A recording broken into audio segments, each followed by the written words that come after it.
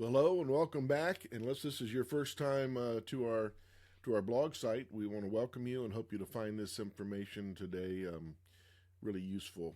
Some of it in the beginning is going to be pretty basic. It's really just to sort of familiarize yourself with liens, first, second mortgages, property tax liens, and just so you're familiar with the terminology. And then they're going to talk about how it really applies to some of the things you need to be aware of when it comes to a loan modification. So you can see here on the screen there are, and I've got these listed in order of priority. And what I mean by that is if your home was sold, whether at a foreclosure auction or even if you sold it more traditionally on the MLS or even sold it for sale by owner, whatever liens are attached to the property have to come and be paid for through the proceeds that you collect from your sale. And the first order of priority is if there's any past due property taxes that haven't been paid, they take priority above all other liens. And so property taxes will have to be paid, any liens, and then your primary liens are your first mortgage. When you purchased your home, you went to a lender and you got a qualified for a mortgage, and that is the first mortgage or the primary lien. It would be paid in second priority only to property taxes. Then secondary liens or junior, some kind that refer to this sort of synonymous, secondary or junior liens would come after those. And those we'll talk about what those might be here in a moment. So what is a secondary or a junior lien?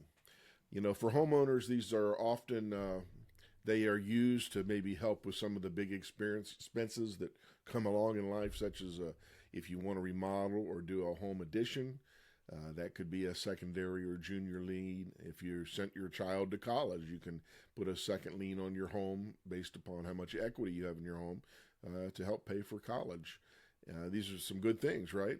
You can use them to pay off credit card debt. If your credit card balances get out of control and you have equity in your home, you could take out a secondary or a junior lien. It would be attached to the backside of the primary lien, and you could use that to pay off debts. But since we're Foreclosure Solutions North Carolina, we talk a lot about what if you're in foreclosure. And very often you will pursue one of the solutions to get the foreclosure stopped and to avoid having to pay all the arrears up front, all the missed payments up front, as you can get request a loan modification from your lender. It's an application process. It's very similar to when you went to originally get your home loan. You had to fill out the application. They had to look at all your financial data. In fact, just the last video I did was about how they calculate whether you can qualify for a loan modification. So you might want to look that one up too. That's some good information that can really help you make the best decisions if you're in foreclosure.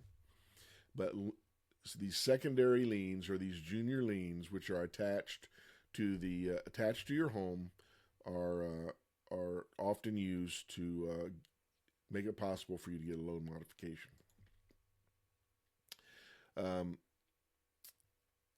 So second liens are taken out after your first mortgage, and your home is actually used as the collateral. You have to have equity in your home before they'll loan against it again. But if you have equity, which a lot of people do right now because of what happened to the escalation in home prices and home values after the COVID period, so there's a lot of equity in homes, so you can take out a secondary home loan.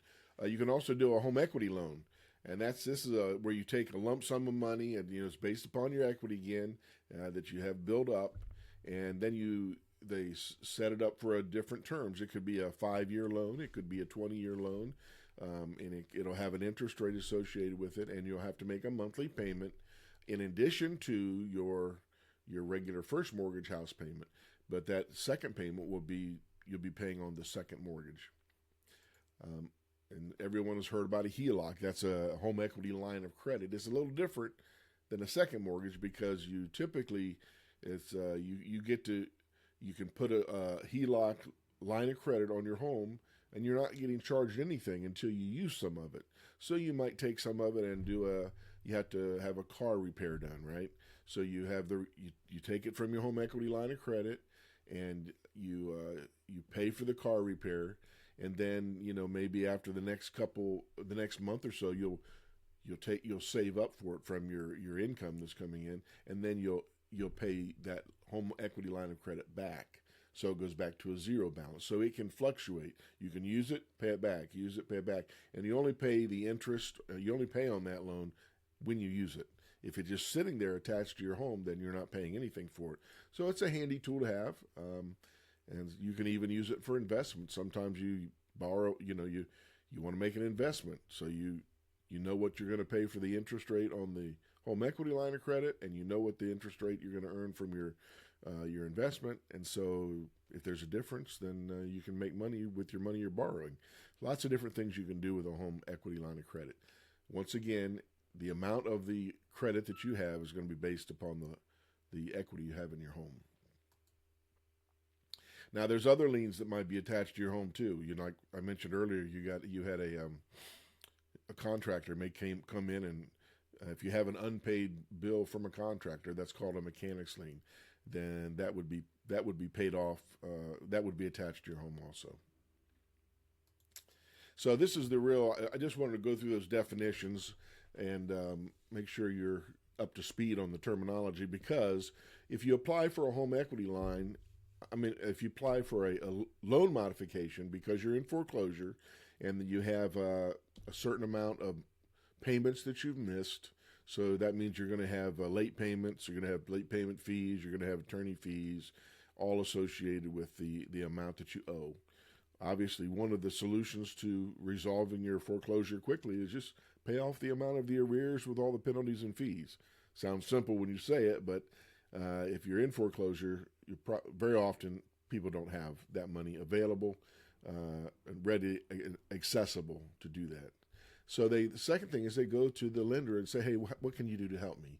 And so the lender will have you apply for a loan modification. They're going to look at your financial criteria. And if they give you the loan modification, most often what I see that the lender does is they take that the amount of arrears, the amount that you owe, which is your missed payments, it's your legal fees, and it's late fees. On the amount that you are late on. So they take all that and they stick it as a second lien or junior lien at the end of your current first mortgage. So if you sell that, if you continue to live in the house until the whole 30-year first mortgage is paid off, when that first mortgage is paid off, the amount of that second lien will have to be paid immediately. So that's how they set that up.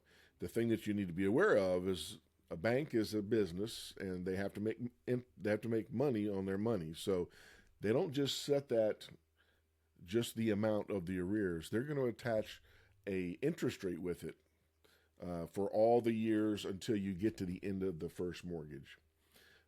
The same thing is true as if you let's say you eventually sell the home and you move out of it. You sell the home to someone else. A big mistake that I see people do all the time is they forget that second mortgage is theirs. So they're out there shopping for a home based upon the current market value of their home, but they're forgetting that they've got a $30,000 or a $60,000 second lien, which can have a huge impact on the next home that you want to go to. Especially if you don't remember that sitting out there, and that you don't find out until you have a buyer and they do the title search and they find out, ooh, I'm not going to get as much for my property as I thought I was going to. So there's some real impacts. The loan modification and that second lien has an impact on your future home sale. Like I said, when you sell your home, you're going to have to pay that off. Or when you pay off the first mortgage, it's due right then.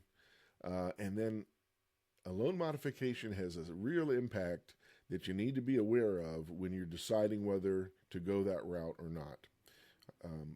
So let's look at, I've got some examples on how that works. So The first impact I sort of already hit on, all those legal fees that gets attached to the, plus the interest, legal fees, gets attached to the end of your first mortgage as a second lien.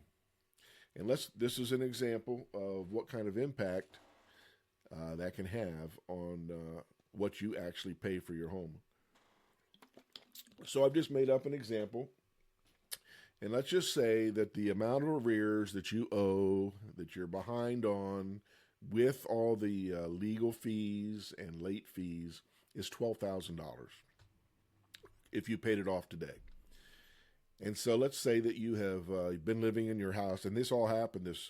You got into foreclosure after about 5 years. So 5 years, a typical home mortgage is 360 payments, and so 300. So if you take 5 years, that's 60 payments, monthly payments.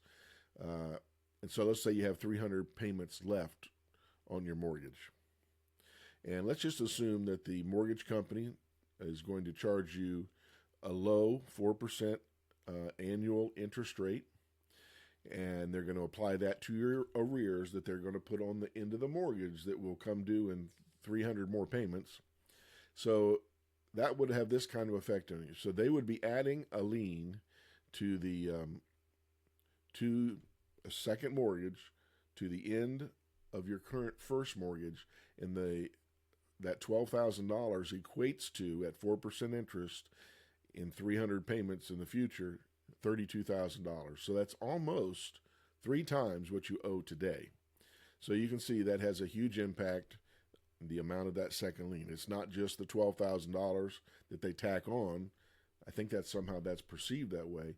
But what it is, it's that $12,000 plus whatever interest rate they charge, and that could fluctuate depending on the current economy, right? So effectively, you would be adding $32,565 lien that would need to be paid off when you sell your home or when you pay off the last payment of those 300 payments. Okay, so let's talk about the second impact. And a lot of people, this is shocking, but everybody is exposed to it. It has a first mortgage. And so let's use an example that your first mortgage is $250,000. That's not including the down payment. That's your equity. But let's just say your loan is for $250,000 and it's an interest rate of 5% and it's for 30 years. And so at the end of those 30 years, at that 5%, when you consider the amount you paid off the $250 plus all the interest you paid, hold on to your seat, you will have actually paid $483,138 for your $250,000 loan. It really cost you money out of your household income over the 30 years of almost $500,000. So $483,138. That's amazing, isn't it? Now, often when the lender attaches the arrears for the loan modification to the end of the loan, they also will adjust the term of the loan. So they change it recently they've been changing it from a 30-year loan or amortization to a 40-year. Now, they do that, I'm sure, because that does help to keep your monthly payment reasonable, but it have a huge impact. So at the end of that 40 years, paying $250,000 off, you really will have paid not just $483. Now it goes up to $567,143. And you know what? Your second lien that gets attached to the end of the loan, because it's now not just 300 payments out, it's another it's now 40 years out. It's longer. That $32,000 now would be $68,000. So you can see the huge impact that can have on the total amount you pay for your home. And so I mentioned that just to say, you're if you're currently in foreclosure and you're wanting a loan modification, that may be the very best way for you to go. There is a strong desire to stay in your home. I totally understand that. It's very disruptive to relocate, adjust all your finances. But you also need to consider the fact of what kind of impact is that going to have on your household, on your family, on the standard of living that you want to live or can live at, because the impact on increasing the term, adding the lien at the end, has a very large impact, really, for a large proportion of the remaining of your productive years. You just need to consider that when you're making those judgments. So I just want to make sure that you have all the information. That's what we're committed to at Foreclosure Solutions, is really very much is help you make the best decisions for you and your family, and the facts are what help you do that. So we're always here for you. We want you to go to our website. We do free consultations.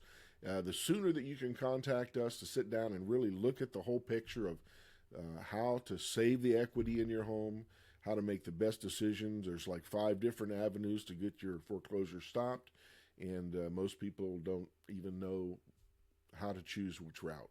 And we really want to help you to do that. We don't make the decisions for you. We don't put pressure on you. We simply help you know the facts and know your options. So we want to be here for you. Go to our website. It's at the bottom of the screen there, foreclosuresolutionsnc.com.